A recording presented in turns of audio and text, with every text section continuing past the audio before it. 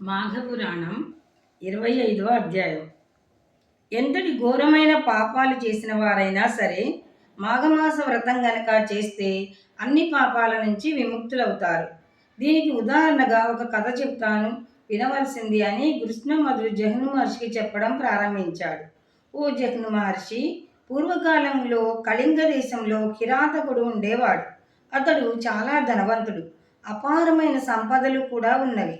సంపదతో పాటుగా పరివారం కూడా ఉన్నది. ఒక రోజున తన పరివారాన్ని వెంట పెట్టుకొని రకరకాల ఆయుధాలు ధరించి వేట కోసం అడవికి బయలుదేరాడు. అడవిలో మృగాల కోసం వెతుకుతూ ఒక చెట్టు కింద కూర్చున్నాడు. అప్పటికి ఆ చెట్టు కింద ఒక బ్రాహ్మణుడు విశ్రాంతి తీసుకుంటున్నాడు. అతని దగ్గర కొంత ధనం ఉంది, అలాగే వస్త్రాలు కూడా ఉన్నాయి.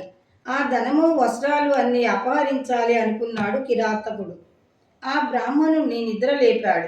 అతని దగ్గర ఉన్న నీళ్లు త్రాగే చెంబు, వస్త్రాలు అన్నీ లాక్కున్నాడు. ఓ బ్రాహ్మణ, నీ దగ్గర ఉన్న ధనమంతా అక్కడ పెట్టు, లేకపోతే నిన్ను చంపేస్తా అన్నాడు. ఆ బ్రాహ్మణుడు భయపడిపోయాడు. అదంతా అడవి, పిలిస్తే పలికేవారు లేరు. ఇతడు కిరాతకుడు. జంతువులను చంపడంతో పాటు దొంగతనాలు చేయడం ఇతని వృత్తి. ఇప్పుడు తాను ఒంటరిగా అడవిలో అతని చేతికి చిక్కాను. తనను రక్షించేవారు లేరు. ఒంటరి బ్రాహ్మణుడు, వయసులో పెద్దవాడు, ఏం చేయగలడు? దాంతో కిరాతకుడికి నమస్కరించి, బాబు, నేను చాలా పేదవాణ్ణి. మాఘమాసం వస్తున్నది, అందుకని నర్మదా నదిలో స్నానం చేద్దామని వెళుతున్నాను. నా దగ్గర ధనం ఏమీ లేదు. నన్నేమీ చేయొద్దు, వదిలిపెట్టు అని దీనాది దీనంగా వేడుకున్నాడు. ఆ బ్రాహ్మణుని మీద చాలా కోపం వచ్చింది కిరాతకుడికి. కత్తి తీసుకొని ఒక్క దెబ్బ వేశాడు. ఆ దెబ్బకి బ్రాహ్మణుడు 2 ముక్కలయ్యాడు. అతడు కట్టుకున్న బట్టలతో సహా అంతా వెతికాడు. ఆ బ్రాహ్మణుడి దగ్గర చిల్లు గవ్వ కూడా లేదు. తరువాత ఆ దారిన పోతున్న బాటసారుల కోసం కాపు కాశాడు. కొంతమంది స్త్రీలు పిల్లలను వెంట పెట్టుకొని ఆ దారి గుండా నడుస్తున్నారు. దారి కాచి వారి మీదకి దూకాడు. దొరికిన వారిని దొరికినట్టుగా నరికేశాడు. స్త్రీలు, పిల్లలు, వృద్ధులని కూడా చూడకుండా అందరినీ చంపేశాడు. వారి దగ్గర ఉన్న ధనము, నగలు అన్ని దోచుకున్నాడు. అతడు జన్మతః కిరాతకుడు. దారి కాచి దోపిడీ చేయడం అతనికి అలవాటు. దగ్గరలో ఉన్న పట్టణంలో ఒక కంసాలివాడు ఉన్నాడు. అతడు కిరాతకుడికి మిత్రుడు. కిరాతకుడు దోచుకున్న నగలు ఈ కంసాలి మిత్రుడికి ఇస్తాడు. వాటిని అమ్మి ఆ ధనాన్ని కిరాతకుడికి ఇస్తాడు కంసాలి. ఇందులో కొన్ని నగలు తస్కరించి తను అమ్ముకుంటాడు. కిరాతకుడికి నగలు అమ్మిపెట్టినందుకు దాని మీద కమిషన్ కూడా తీసుకుంటాడు. ఈ రకంగా బాగా ధనం సంపాదించాడు. కిరాతకుడి మిత్రుడైన కంసాలికి కూడా కిరాతకుడికి లాగానే పాపభీతి లేదు. ఆ పట్టణంలో ఒక శూద్రుడు ఉన్నాడు. అతడు బాగా ధనవంతుడు. చిన్నప్పుడే తండ్రి మరణించాడు. తండ్రి కాలం నుంచి వచ్చిన ధనం చాలా ఉంది. ఎవరైనా మోసం చేయగల నేర్పు ఉంది. దాంతో కనిపించిన ప్రతి వారిని మోసం చేసి వారి ధనాన్ని అపహరించేవాడు. అతడు చిన్నవాడు, 25 సంవత్సరాల వయసుంటుంది. స్త్రీలోలుడు, బాగా వ్యసనపరుడు. కనిపించిన ఆడదాన్ని వదలడు. నయానో భయానో ఆమెని లొంగ తీసుకుంటాడు. అతడి తల్లి ఇతడి కన్నా 24 సంవత్సరాలు పెద్దది. ఆమెకు సుమారు 44 సంవత్సరాల వయసుంటుంది. బాగా ఆరోగ్యంగా, బలంగా ఉంటుంది.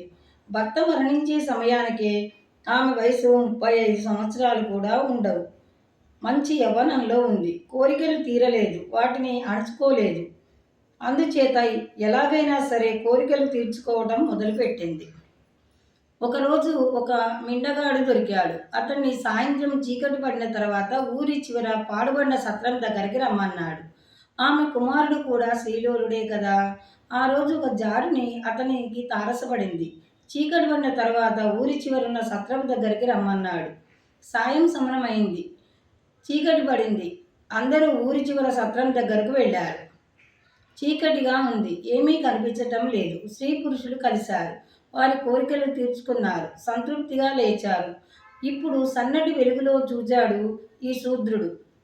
ఇంతవరకు తనతో పాటు ఉన్నది జారుని కాదు, తన తల్లి. ఆమె కూడా ఇంతవరకు తనతో సుఖించిన వ్యక్తిని చూచింది. అతడు తన కుమారుడు. ఒకరిని ఒకరు గుర్తించారు. తాము తప్పు చేశాము అని విచారించింది తల్లి. బాధపడింది, దుఃఖించింది. కానీ కుమారుడు మాత్రం ఇవేమీ పట్టించుకోలా. అక్కడి నుంచి వెళ్ళిపోయాడు. కుమారుడు స్త్రీ వ్యామోహంలో పడ్డాడు. అందులో పూర్తిగా మునిగిపోయాడు. క్రమంగా ఉన్న సంపద అంతా పోయింది. బికారి అయ్యాడు. చేసేది లేక తన మిత్రుడైన కిరాతకుడి దగ్గరకు వచ్చి చేరాడు. పాపం. కిరాతకుడు, కంసాలి, శూద్రుడు ముగ్గురు మంచి మిత్రులైనారు. వీరి దగ్గర పౌరోహిత్యం చేసే బ్రాహ్మణుడు ఒకడున్నాడు. వాడికి కూడా పాపభీతి లేదు. వీరికి మిత్రుడైనాడు. ఇప్పుడు ఈ నలుగురు అనుంగు మిత్రులు. వీరిలో కిరాతకుడు ధనం కోసం బ్రాహ్మణ హత్య చేసినవాడు. కంసాలి మిత్రుని దగ్గర బంగారం దొంగిలించినవాడు. శూద్రుడు తల్లితో వ్యభిచరించినవాడు. బ్రాహ్మణుడు ఈ ముగ్గురికి స్నేహితుడు. బ్రహ్మహత్య, బంగారం దొంగిలించటం, మద్యపానం, గురువు భార్యతో సంగమించటం, జూదం ఈ పనులు చేసిన వారితో మిత్రత్వం కలిగి ఉండడం వీటిని చేసిన పంచమహాపాతకాలు అంటారు. ఒక రోజున కిరాతకుడు పంపిన బ్రాహ్మణుడు ఇంకొక ఊరు వెళ్ళాడు. అక్కడ వీరవ్రతుడు అనే ఒక పండితుడు ఉన్నాడు. అతడు కడు శ్రోత్రియుడు. రుద్రాక్షమాలలు, కృష్ణాజినము, విభూతి ధరించి ఉంటాడు. చూడగానే నమస్కరించాలనిపిస్తుంది. స్వతహాగా గొప్ప పండితుడు కూడా. కిరాతకుని స్నేహితుడైన ఈ బ్రాహ్మణుడు వీరవ్రతుణ్ణి చూశాడు. నమస్కారం చేశాడు.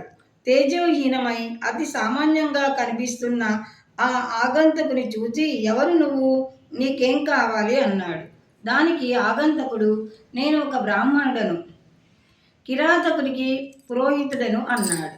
వీరవ్రతుడు గొప్ప పండితుడు, జ్ఞాని. ఒక్క నిమిషం కళ్ళు మూసుకున్నాడు. అతనికి దివ్య దృష్టి ఉంది.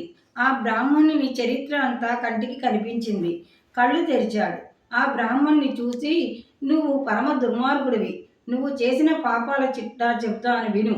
నీ మిత్రులు కిరాతకుడు బ్రహ్మహత్య చేశాడు. కంసాలి బంగారం దొంగతనం చేశాడు. శూద్రుడు తల్లితో వ్యభిచరించాడు. ఇలా పంచమహాపాతకాలు చేసిన వారికి పౌరోహిత్యం చేసి నీ బ్రాహ్మణత్వాన్ని మంట కలిపావు. పాపాత్ములతో స్నేహం చేసిన వారిని ముట్టుకున్న వారి పాపాలకు వీరికి అంటుకుంటాయి.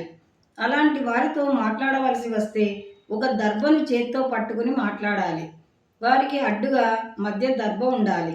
అప్పుడు వారి పాపాలు మనకి రావు. నువ్వు ఎటువంటి వారితో స్నేహం చేశావు? ఫలితంగా కులభ్రష్టుడివైనావు. నీ వంటి వారితో మాట్లాడడం కూడా మహాపాపమే. బ్రహ్మహత్య చేసినవాడు, బంగారం దొంగిలించినవాడు, మద్యపానం చేసినవాడు, తల్లితో సంగమించినవాడు మహాపాతకులు. వీరితో స్నేహం చేసినవాడు కూడా మహాపాతకుడే. వీరికి దూరంగా ఉండడం చాలా మంచిది అన్నాడు. వచ్చిన ఆగంతక బ్రాహ్మణుడు వీరవృత్తిని మాటలు విన్నాడు. చాలా భయపడ్డాడు. దూరం నుంచే అతనికి సాష్టాంగ దండ ప్రణామాలు ఆచరించాడు. మహాత్మా, నేను చేసింది తప్పే, మహాపాపం. ఈ పాపం నుంచి నాకు విముక్తి ఎలా కలుగుతుంది? నేనేం చేయాలో చెప్పండి అన్నాడు ఆగంతకుడు. వీరవ్రతుడికి ఆగంతకుడి మీద జాలి కలిగింది. ఓ ఆగంతక, మనుధర్మశాస్త్ర ప్రకారం నీ పాపాలకు ప్రాయశ్చిత్తం చెప్తాను విను. ప్రతిరోజు నువ్వు చేసిన పాపాలను చెబుతూ 12 సంవత్సరాలు తీర్థయాత్రలు చేయి. ఇక నుంచి ప్రతిరోజు భిక్షాందేహి అంటూ బిచ్చమెత్తుకొని అన్నం తిను. మాఘమాసం వచ్చేసరికి ప్రయాగ క్షేత్రం చేరు. మాఘమాసం ప్రతిరోజు త్రివేణి సంగమంలో స్నానం చెయ్యి. మాధవుణ్ణి అర్చించు. అలా మాఘమాసంలో ప్రతిరోజు చేస్తే నీ పాపాలని అగ్నిలో పడిన గడ్డి పరకలలాగా దహించబడతాయి. మాఘమాసం వెళ్ళిపోయిన తర్వాత కూడా 1 సంవత్సరం పాటు ప్రయాగలోనే ఉండు. ప్రతిరోజు ఆవుకు బియ్యం పెట్టు. మరునాడు వచ్చి గోమయంలో కొన్ని బియ్యపు గింజలు ఉంటాయి. వాటిని సేకరించి ఆహారంగా తీసుకో. అలా 1 సంవత్సరం పాటు చేస్తే నీ పాపాలు హరించిపోతాయి అన్నాడు వీరవ్రతుడు. ఆ మాటలు విన్న ఆగంతకుడు, ఆర్య, నాకు పాప విమోచనం చెప్పారు. మరి నా మిత్రులు కిరాతకుడు, కంసాలి, శూద్రుడు ఉన్నారు కదా, వారి మాట ఏమిటి? వారికి ప్రాయశ్చిత్తం లేదా అన్నాడు. ఆ మాటలు విన్న వీరవ్రతుడు, ఓ ఆగంతక బ్రాహ్మణ, నీకు ఏ ప్రాయశ్చిత్తం అయితే చెప్పానో అదే వారికి వర్తిస్తుంది. వారందరికీ కూడా నువ్వు చెప్పినట్లే చేయమని చెప్పు అన్నాడు.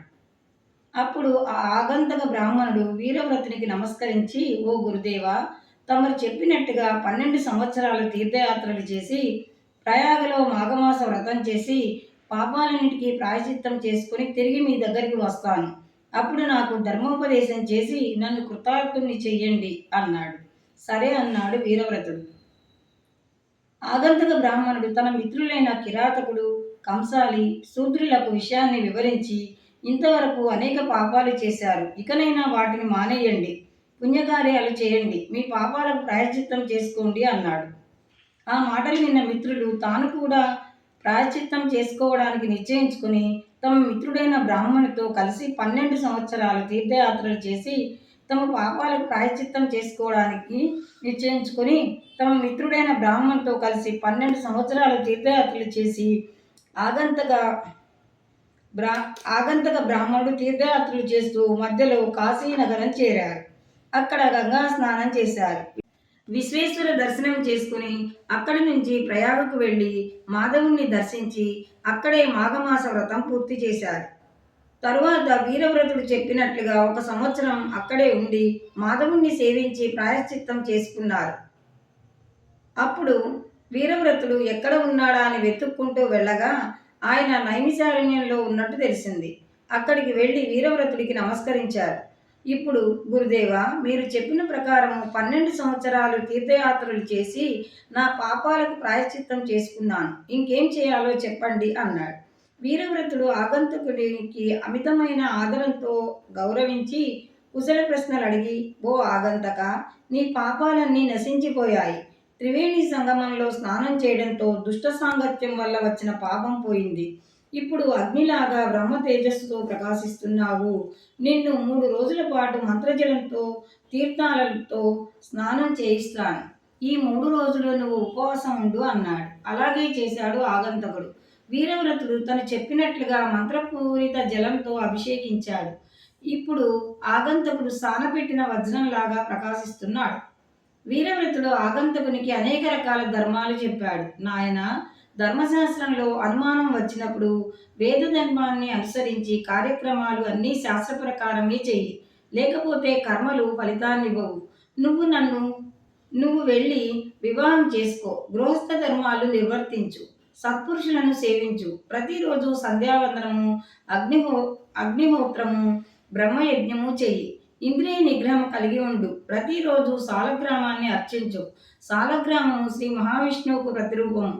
ఎవరి మీద కోపం తెచ్చుకోవద్దు, తగాదాలు అసలే వద్దు, అన్ని ప్రాణులను సమానంగా చూడు, భూతదయ కలిగి ఉండు, పరస్త్రీలను నీ మాతృమూర్తిలాగా చూడు, ప్రతిదినము వేదపారాయణం చెయ్యి, తల్లిదండ్రులకు శ్రాద్ధకర్మలు మర్చిపోకు, పురాణాలు ఇతిహాసాలు పూర్తి అవగాహనతో చదువు, ధర్మధారణ చెయ్యి, భస్మధారణ చెయ్యి, నామాలు పెట్టుకో, ప్రతిరోజు రుద్రాభిషేకం చెయ్యి, మారేడు దళాలతో శివుణ్ణి అర్చించు, తులసి దళాలతో నారాయణ్ణి పూజించు, యతీశ్వరుల్ని సన్యాసుల్ని గౌరవించు, అతిథి అభ్యాగతులను ఆదరించు, అన్నదానం చెయ్యి, అరిషడ్ వర్గాలను జయించి యజ్ఞ యాగాది కర్మలు చిత్తశుద్ధితో చెయ్యి, ప్రతి సంవత్సరము మాఘమాస వ్రతం చెయ్యి, శ్రీ మహావిష్ణువును ఆరాధించు, నియమనిష్టలతో కాలం గడుపు. ఈ లోకంలో నియమనిష్టలు కలిగి ఉంటే పరలోకంలో ఉత్తమ గతులు ప్రాప్తిస్తాయి. నీకు అంతా శుభమే జరుగుతుంది, బయలుదేరు అన్నాడు. ఆగంతుకుడు గురువుగారికి సాష్టాంగ దండ ప్రణామము ఆచరించి, ఓ గురుదేవా, తాము చెప్పిన మాటలు తూచా తప్పకుండా ఆచరిస్తాను అని చెప్పి కాశీకి వెళ్ళి యోగ్యురాలైన కన్యను చూసి వివాహం ఆడాడు. గృహాశ్రమంలో అన్ని సుఖాలు అనుభవించాడు. కాలవశాన మరణించి చివరకు వైకుంఠం చేరాడు. కాబట్టి ఓ జహ్ను మహర్షి, ఎటువంటి పాపం చేసినా ఆ పాపాలన్నీ మాఘమాస వ్రతం చేస్తే నాశనమైపోతాయి. ఎంతటి పాపాత్ముడైనా ఈ వ్రతం చేసి లక్ష్మీనారాయణలను ఆరాధిస్తే జీవించి ఉండగా భోగభాగ్యాలన్నీ అనుభవించి మరణానంతరం స్వర్గలోకం చేరుతారు అని కృష్ణమధుడు జహ్ను మహర్షికి చెప్పాడు.